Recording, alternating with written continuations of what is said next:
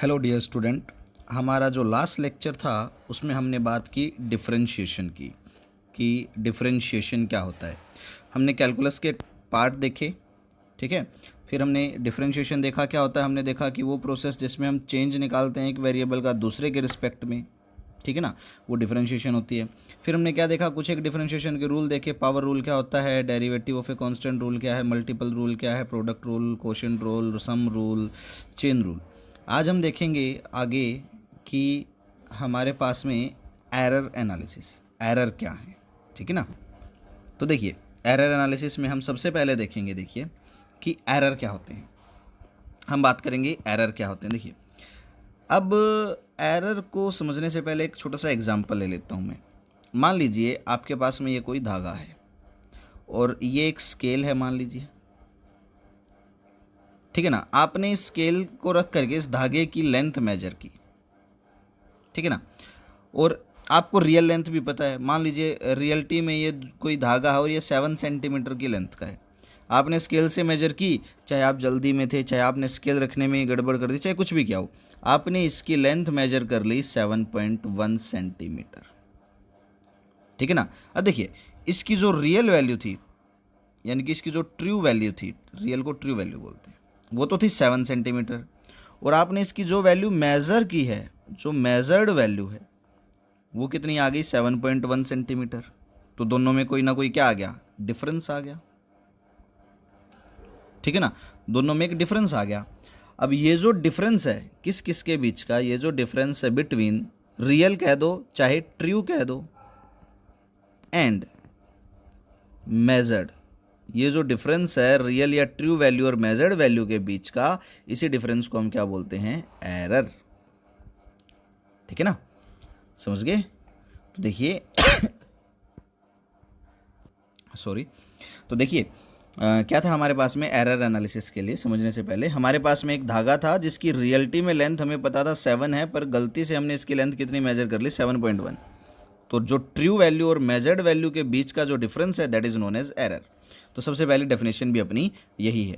ये जो डेफिनेशंस मैं आपको बता रहा हूँ, ये डेफिनेशंस आप अपनी नोटबुक में ज़रूर लिखेंगे। जब आप नोट्स बनाते हैं तो आप नोट्स बनाइए, वीडियो चला लीजिए, पेन पेपर हाथ में रखिए, जो भी ज़रूरी बात आप ध्यान से सुनिए, कोई ज़रूरी बात है आप उसे लिखें, जो स्क्रीन पे लिखा जा रहा है उसे अपनी नोटबुक में ज़रूर लिखें। तो जो डेफिनेशंस है ये ज़रूर आपकी नोटबुक में होनी चाहिए। तो देखिए, एरर क्या है, the difference in the true value and measured value of A quantity is called error.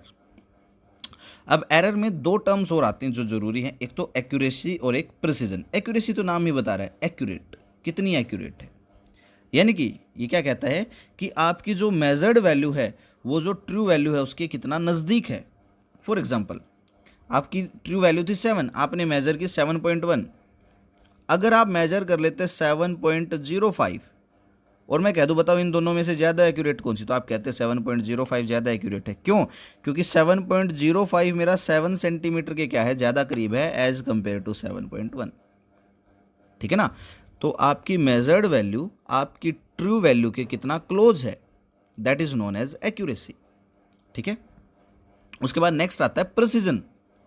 यह आपको बताता है कि रिजोल्यूशन क्या है, आपने जो क्वांटिटी मेजर की है उसका लिमिट क्या है उसके मेजर करने की, that is known as precision.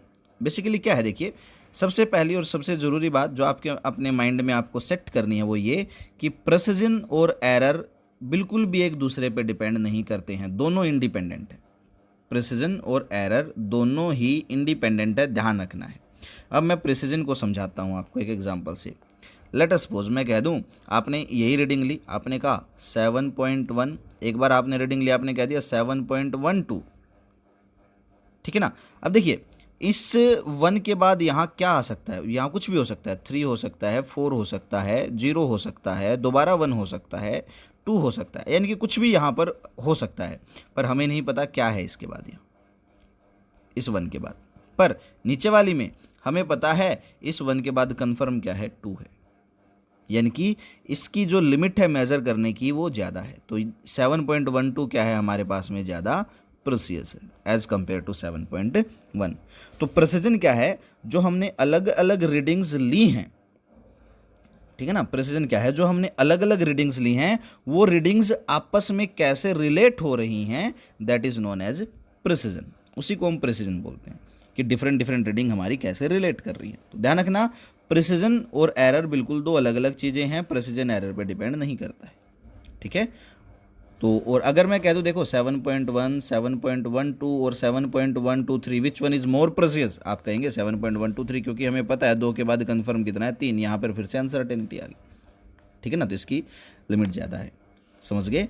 तो प्रिसीजन क्या देता है आपको, रिजोल्यूशन देता है, लिमिट देता है, रिजोल्यूशन भी कह सकते हो और आप लिमिट भी कह सकते हो कि मेजर्ड क्वांटिटी की लिमिट क्या है, ठीक है ना। देखिए अब आगे देखते हैं, आगे आता है हमारे पास में एरर के टाइप क्या क्या है। देखिए वैसे एरर के 2 टाइप हैं, सिस्टमैटिक एरर और दूसरा है रैंडम एरर, ठीक है। पर कुछ बुक में एक तीसरा टाइप भी आपको लिखा हुआ मिलेगा, ग्रोस एरर। कंफ्यूज नहीं होना, देखना ध्यान रखना, अभी मैं बताता हूँ। कुछ बुक में आपको ग्रोस एरर भी लिखा मिलेगा, और कुछ बच्चे अगर एनसीईआरटी या कोई और बुक पढ़ेंगे तो उसमें इस ग्रोस एरर को सिस्टमैटिक एरर के अंदर लिखा मिलेगा, ठीक है ना। कोई प्रॉब्लम नहीं है, आपको तो तीनों ही बताने हैं, तो चाहे सिस्टमैटिक के अंदर ग्रोस को एक्सप्लेन करें चाहे अलग से बताएं, कोई प्रॉब्लम नहीं है, ठीक है ना। तो देखिए जरा देखते हैं, सिस्टमैटिक एरर नाम ही बता रहा है, जो किसकी वजह से आए, सिस्टम की वजह से, इंस्ट्रूमेंट की वजह से, जिसकी वजह से हम मेजरमेंट ले रहे हैं। मान लो अगर वो अपना डिवाइस ही डिफेक्टेड है, अब लेट अस सपोज हमने एग्जांपल लिया कि भाई मेरे पास में स्केल है जिसकी वजह से मैं लेंथ मेजर कर रहा हूँ, मान लो ये स्केल ही बीच से टूटा हुआ है, डिफेक्टेड है, मुझे रीडिंग नहीं दिख रही इसकी, तो इस वजह से क्या आएगा, एक एरर आएगा, that is known as systematic error या इंस्ट्रूमेंट एरर। रैंडम एरर, जो अनसर्टेन हो, जिनके आने के पीछे कोई लॉजिक ही ना हो, हमें नहीं पता ये एरर कैसे आ गई, बिल्कुल अनसर्टेन है टोटली, उन एरर को हम बोलते हैं रैंडम एरर। सिस्टमैटिक एरर किस लिए आते हैं, सिस्टमैटिक आते हैं error due to the instrument, instrumental error भी होते हैं, ठीक है ना, जिससे हम मेजर कर रहे हैं। रैंडम अनसर्टेन होते हैं, ये किसी भी वजह से आ सकते हैं, हमें इनके आने का कोई आइडिया नहीं होता है। ग्रोस एरर, ग्रोस एरर आते हैं हमारे खुद की लापरवाही की वजह से, केयरलेसनेस। अब आप रीडिंग ले रहे हो, आप नींद में रीडिंग ले रहे हो, था 7.2, नींद में आपने लिख दिया 7.1, तो इसमें ना तो सिस्टम का कसूर, ना कोई अनसर्टेनिटी आई है, ये तो आपकी लापरवाही है, that is known as gross error.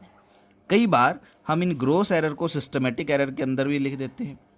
अब ये इसलिए क्योंकि मान लो आपने इंस्ट्रूमेंट ही गलत चूज कर लिया मेजर करने के लिए, मान लो आपको टाइम मेजर करना और ले रहे हो आप स्केल, इंस्ट्रूमेंट ही गलत है, तो इसमें एक्चुअल में देखें तो इंस्ट्रूमेंट की प्रॉब्लम नहीं है, किसकी प्रॉब्लम है, आपकी केयरलेसनेस की प्रॉब्लम है, पर फिर भी इंस्ट्रूमेंट की हत्या जा रही है, ठीक है ना। इसलिए हम कई बार इसको इसके नीचे भी ले आते हैं सिस्टमेटिक अंदर। तो 3 मेजर हैं। अब देखिए अगर आपको किसी भी क्वांटिटी से एरर को रिड्यूस करना हो, घटाना हो, तो एरर को घटाने का सबसे अच्छा तरीका है एक्सपेरिमेंट को बार बार रिपीट किया जाए, रिपीटिंग ऑफ एक्सपेरिमेंट।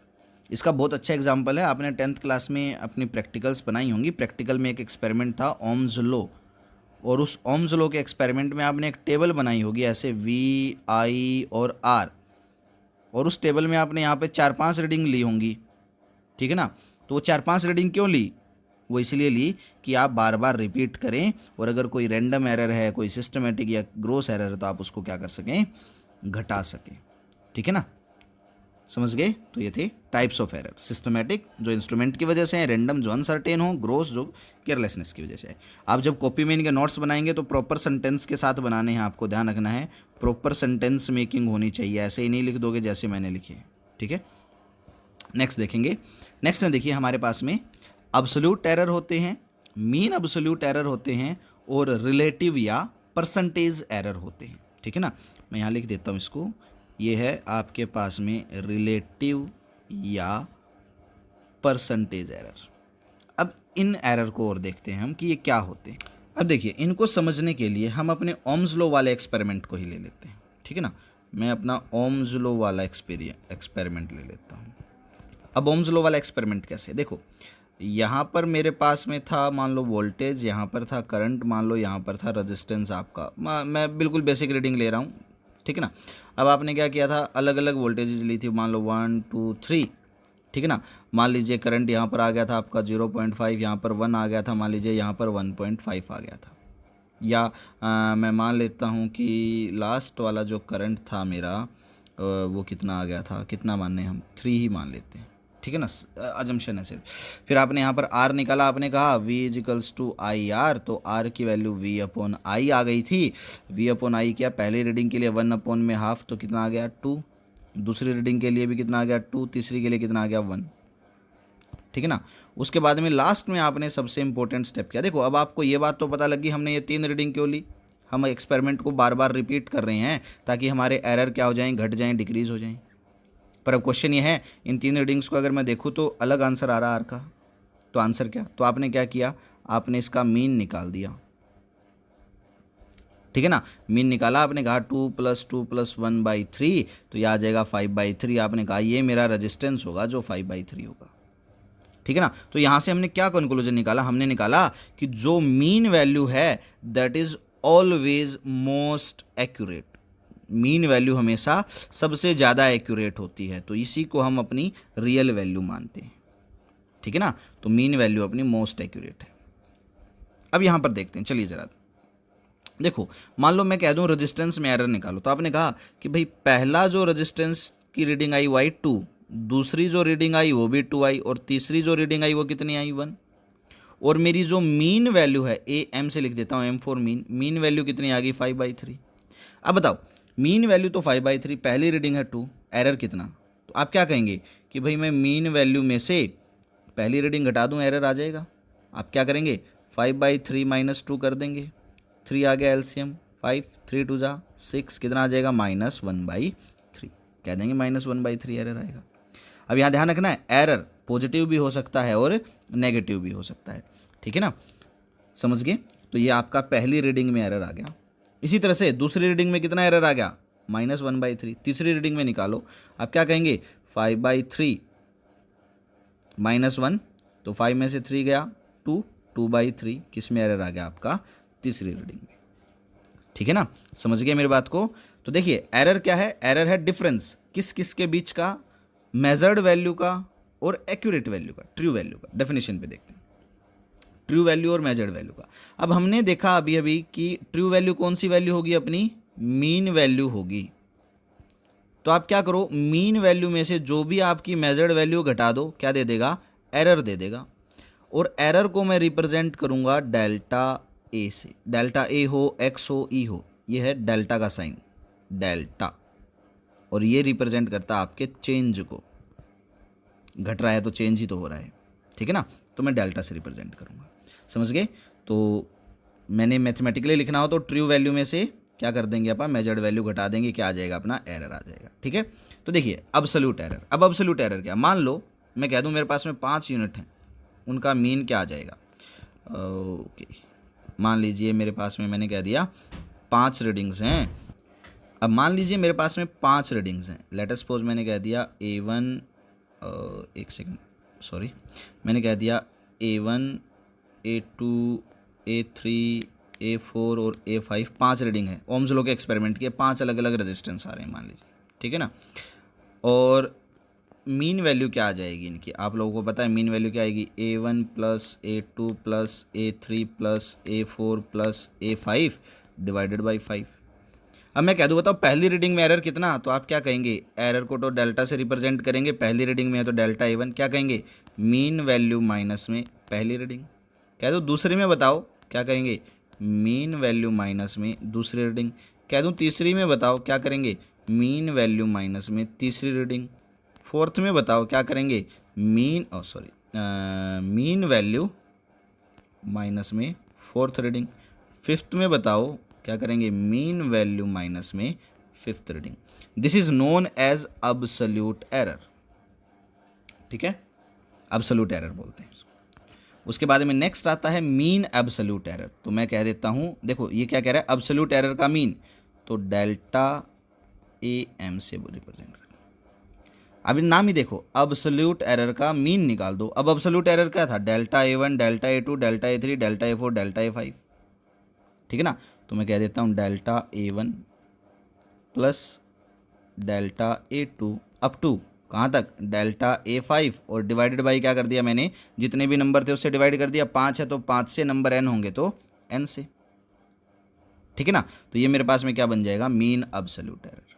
अब रिलेटिव या परसेंटेज एरर, नाम ही बता रहा है, इसको भी डेल्टा से रिप्रेजेंट करता हूँ मैं, ये डेल्टा, ये भी डेल्टा का सिंबल है दूसरा, नाम बता रहा है रिलेटिव या परसेंटेज एरर क्या हो जाएगा, मीन अब्सोल्यूट एरर को क्या कर दो, मीन वैल्यू से डिवाइड कर दो और मल्टीप्लाइड बाय क्या कर दो, 100, यह आ जाएगा रिलेटिव या परसेंटेज एरर।